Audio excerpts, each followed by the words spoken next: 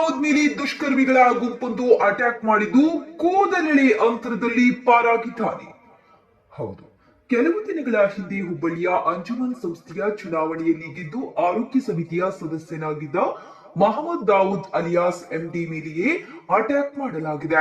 ಈತ ಗುರುವಾರ ರಾತ್ರಿ ಎಂದಿನಂತೆ ನಗರದ ರೈಲ್ವೆ ಸ್ಟೇಷನ್ ರಸ್ತೆಯ ಶಾಹಿಲ್ ಕಾಂಪ್ಲೆಕ್ಸ್ ನಲ್ಲಿನ ಅಂಜುಮನ್ ಆಸ್ಪತ್ರೆಗೆ ತೆರಳಿ ಪರಿಶೀಲನೆ ನಡೆಸಿ ಮರಳಿ ಮನೆಗೆ ಹೋಗುತ್ತಿದ್ದಾಗ ಏಕಾಏಕಿ ದುಷ್ಕರ್ಮಿಗಳ ಗುಂಪೊಂದು ಖಾರದ ಪುಡಿಯನ್ನು ಕಣ್ಣಿಗೆ ಎರಚಿ ತಲ್ವಾರ್ ಬೀಸಿದೆ. ಆದರೆ ಬೈಕ್ ಮುಂದೆ ಬೈಕ್ ಚಾಲನೆ ಮಾಡುತ್ತಿದ್ದ ಚಾಲಕನ ಸಮಯ ಪ್ರಜ್ಞೆಯಿಂದ ತಪ್ಪಿಸಿಕೊಂಡಿದ್ದಾನೆ. ಆದರೆ ಮುಂದೆ ತೆರಳಿದಾಗ ಮತ್ತೊಂದು ಗುಂಪು ಅಟ್ಯಾಕ್ ಮಾಡಿದ್ದು ಆಗ ತಳವಾರ್ ಬೆನ್ನಿಗೆ ಬಿದ್ದಿದೆ.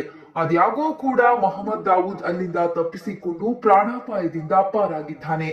ಘಟನೆಯಲ್ಲಿ ಮೊಹಮ್ಮದ್ ಗಾಯಗೊಂಡಿದ್ದು ಸದ್ಯ ಅಂಜುಮನ್ ಆಸ್ಪತ್ರೆಯಲ್ಲಿ ಚಿಕಿತ್ಸೆ ಪಡೆಯುತ್ತಿದ್ದಾನೆ.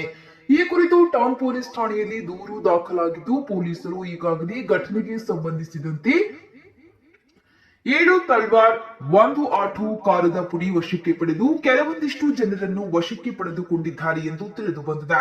ಇನ್ನು ಮೊಹಮ್ಮದ್ ದಾವೂದ್ ಇತ್ತೀಚೆಗೆ ರಾಜಕಾರಣ ಸೇರಿದಂತೆ ಇನ್ನಿತರ ಕ್ಷೇತ್ರದಲ್ಲಿ ಹೆಸರು ಮಾಡಿದ್ದ.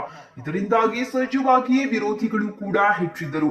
ಈ ಹಿನ್ನೆಲೆಯಲ್ಲಿ ದಾವೂದ್ ಬೆಳವಣಿಗೆ ಸಹಿಸದೆ ಈ ಕೃತ್ಯ ನಡೆದಿದೆ ಎಂದು ಹೇಳಲಾಗುತ್ತಿದೆ.